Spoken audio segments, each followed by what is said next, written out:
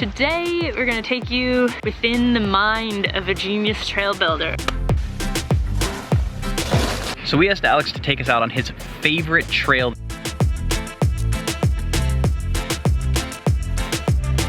So you didn't have to bring them from far. They were all in here, yeah, but right you here. lined them up to be a spine.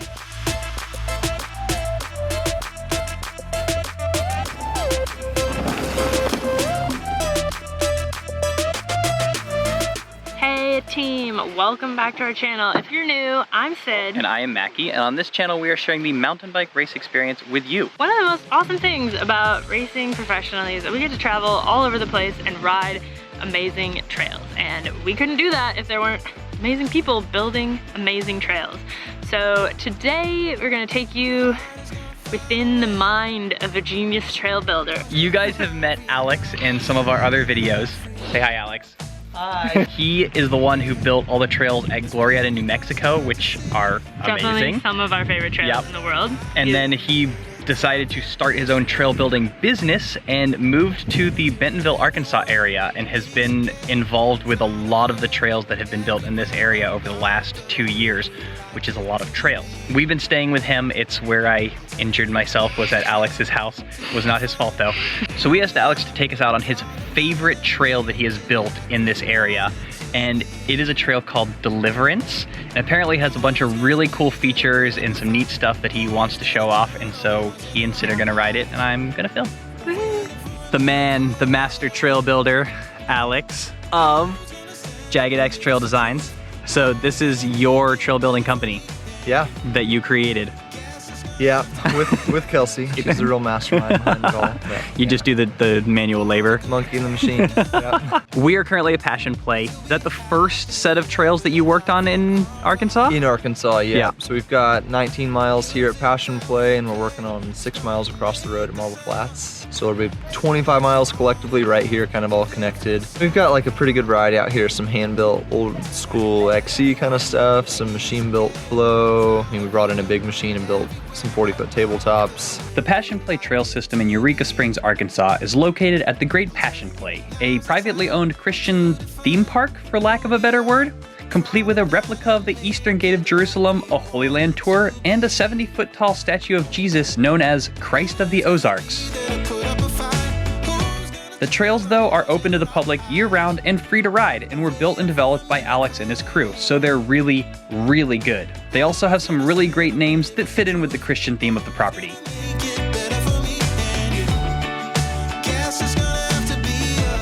Why Deliverance? Favorite trail out here, for one. Just like a good mix. Technical rock bits, a couple good jumps, machine built kind of flow stuff at the top, some sweet berms, pretty technical and steep at the bottom, a big line of rock skinnies, which you'll see here in a minute. What it sounds like is there's a little bit of everything. Oh, gloves, hold on, not ready. We're good, we're good. Ready? Yeah.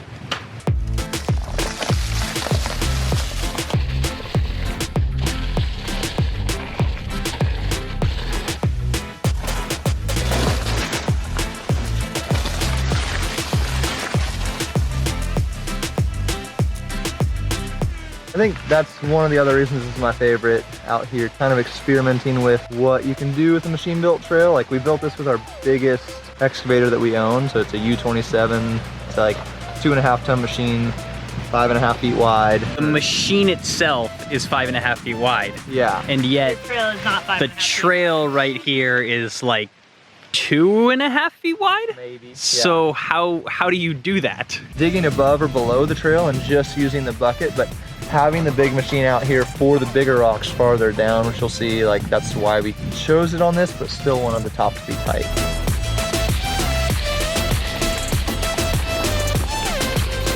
So what do we got here? Call it the road gap. It's a little exaggerative. It's not that big, but It's a small road, and you're gapping It it. is a small old road. You know, fitting. I've seen smaller road gaps, don't worry. It's probably like a 5-foot drop, 15-foot gap. You come in pretty good speed down. You really don't have to pedal into it. You don't have to pull much. Pretty just smooth.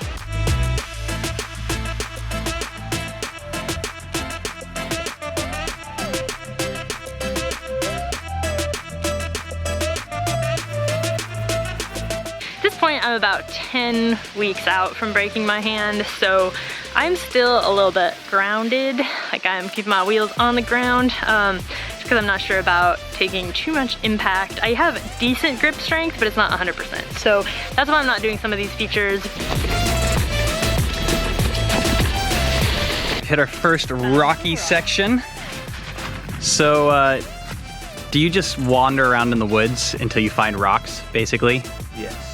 Okay. Especially for black trails. They had kind of tentatively flagged some black lines on this hillside. They were just kind of like XC oriented, and we kind of shifted the line for this one a lot, and it just spent a couple days scouting, trying to find the biggest sections of rock you can all like link together, because I think Dryden Rocks is sweet. So. What was here originally? This rock is here. That, I mean, That lower rock was, okay. So we just set in this guy and that, just so you have like a little bit of a ramp so down. Basically it would have been like an awkward drop into like an uphill rock, basically, Yeah, so you guys filled it in. Too much of a hole here for it to really be like remotely rollable. Okay. You got your like roller line. You can kind of ride up where your feet are and just kind of like drop off. I think a lot of people end up doing that. And then the really sweet sneaky line is if you can rail the corner, you can actually pop off the rock. It's like a perfect ramp. Okay. And downside the next one all the way on the back. So basically you're gapping from where your feet are Here. all the way over and landing there. Oh, that's cool. Yeah. If you're feeling it, we might have you demonstrate that for us today. Okay, so then let's continue. I think Sid already continued on. Wow, that is a cool looking piece of rock up there. I assume you filled in this stuff, but the rock you're standing on? This was here. We built the ramp onto it. Okay. We put this one here. Okay. We put this one here. Okay. That one was there. And like this whole line we actually added. So these were just kind of like scattered in here. So you didn't have to bring them from far. They were all in here, but you lined them up to be a spine. Yeah, and this is where like having that 2.5 ton machine really comes in. Yeah. Okay, so let me go back. I want to walk through it because this is really cool. You roll up on these rocks, and then you get to ride this cool rock spine. And then you ride up onto this. Somebody moved my rock. What? I'm gonna move it back. Why would someone move that?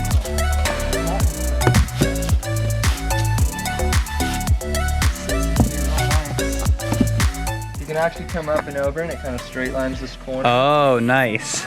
If you don't, a little bit of like. Otherwise, you come around the outside here. Okay. Yeah. This would be hard to get up there. Yeah, you have to hold speed really well across the line. Like I only hit that probably like 50% of the time, because you can definitely like get a little. Screw it up. Yeah.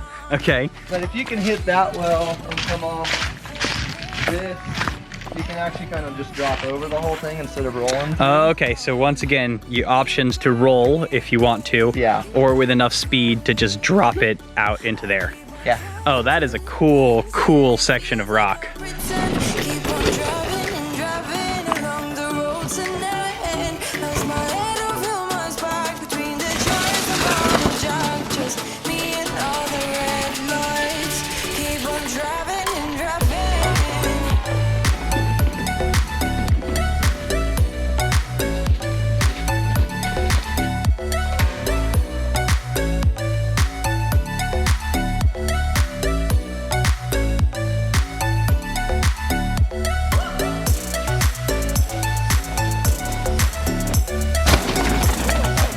You were going real fast. A little deep. That is a really nice drop. Just in like a manageable size, a really nice landing, a good run out. Yeah, and the run in itself is like pretty smooth for like the last 15 feet. Yeah, a little chunky before that. Pretty good straight run out, and then even the beeline here is pretty fun. You got a little chute with some roots in it and stuff. So this was just like the next spot that had rocks in it that you were like, all right, we're gonna connect into these rocks. Yeah, for sure. And it was kind of hard in here because as you kind of pan across, like there's a bunch of rock down here. Oh yeah. So there's a lot to pick from, but this one was definitely lined up with the rest pretty well. And like you said, it was a good size. Wasn't too bad to build a little landing on it. And And it kind of got us pointed over because we had to do like a couple switchbacks to slow you down before the last.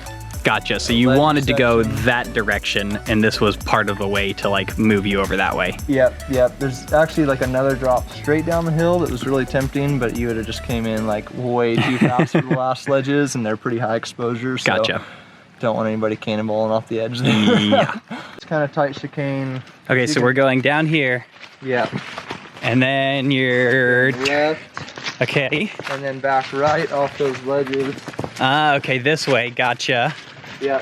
So this is a nice roll right down there. Yeah, the whole thing's kind of a roll, like hardly anyone drops that inside just because then you're kind of pointed off the hill.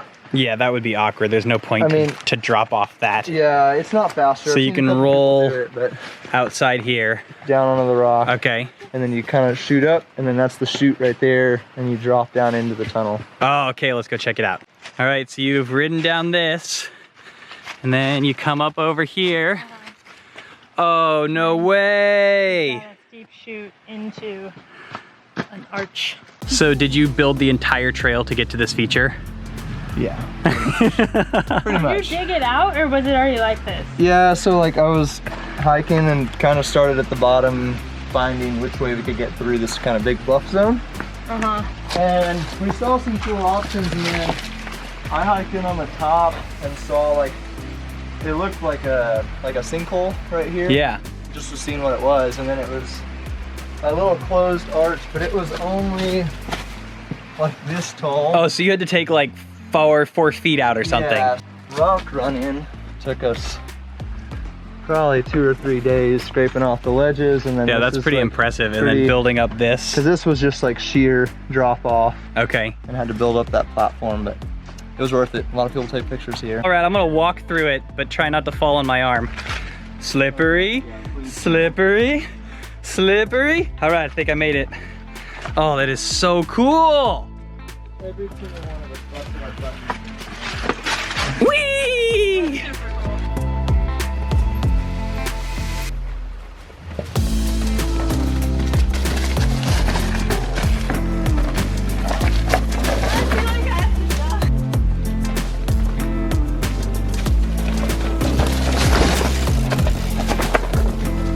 Oh, that's so cool. We were riding another trail system the other day, which I will not say which. It was not built by Alex. We were talking about like Sid's personal ratings of trails, and she was basically saying she prefers hand-built stuff, which I do as well, but and that most machine-built trails wouldn't ever rate above like a 5 on her scale of 1 through 10. So, that being said... And he said, I'm gonna change your mind about this. I said, yeah, so what is your rating of you're Deliverance? right. You can be truthful. No, I think 7 or 8, probably. All right, you break the 5. It would be 8 if it were longer. Yeah. Okay, It's like fair. you're a little limited by the amount By the terrain. of terrain Yeah. you have, but I say solid 7. You use the machine like you should. You used it to pick up giant rocks. Put them in other places. Put them in the trail. And the corners at the top were like machine built, but not huge berms, which I don't love. Like, I like riding bike park, but I like my bike park to like stay in the bike park. You know, I like to come out and ride trails like this where the corners feel natural, and they felt natural, but they're also machine built. Sweet, well 2 above 5, I'll take it. Yes. Thanks for watching, everyone. If you are interested in more trail building content, click the link over here. This is about a friend of ours who built a bunch of awesome trails right in his backyard. So you can do that too. And as always, don't forget to be more awesome.